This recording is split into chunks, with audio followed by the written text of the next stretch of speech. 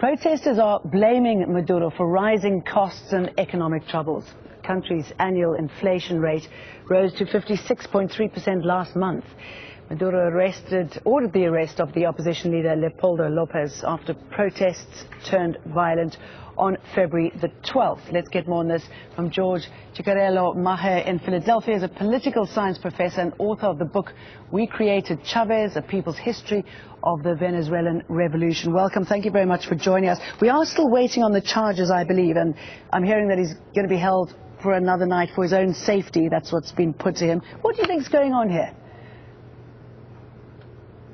Well, there are a few things going on. First of all, it should be clarified that the order for arrest was actually issued by a judge. Maduro has no authority to issue an order, and the judiciary is operating of its own accord. And so I think once the judiciary, insisted on this arrest of Leopoldo Lopez, the government is very obviously treading very lightly with this. And it's actually come out that Leopoldo Lopez, his life was under serious threat, and his wife came out yesterday on CNN making it clear that the government met various times with Lopez's family to ensure his own safety and to protect him in the course of his being taken into custody. It's not clear who those threats are coming from, yes, but as it stands, the Venezuelan government is attempting to. Who would benefit from him being injured or harmed in any way? Well, certainly not the Venezuelan government, and that's, of course, careful to make sure that he is safe.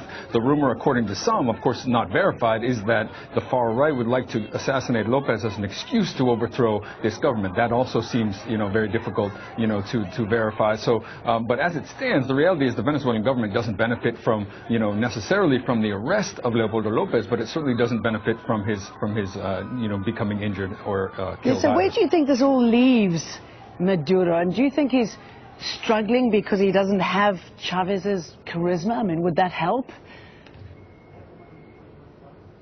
Well, certainly Nicolas Maduro is not Chavez. He knows that, and yet governing has become very difficult, not only because of that, also because of clearly some difficulties, some continuing economic difficulties and difficulties with regard to insecurity that are a very real part of these protests. At the same time, what we're seeing is a continuation of an old opposition effort to overthrow a democratically elected government. And so in reality, the fact that the opposition is throwing them into the streets, and the fact that Leopoldo Lopez, who is on the sort of right-wing fringe of this opposition, is coming to become the sort of identified leader of this opposition, actually in the long run may benefit Maduro, because Leopoldo Lopez will not win an election in Venezuela. And of course, I mean, the opposition is not united, are they?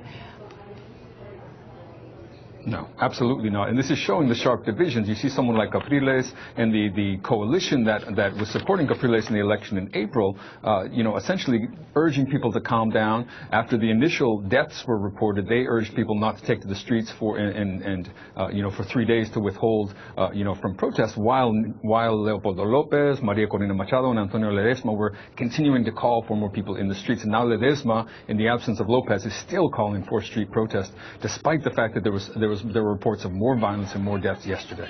George Ciccariello-Maher, thank you very much for your time. Good to talk to you. Thanks for having me. The talks on Iran's nuclear program have taken place a second day.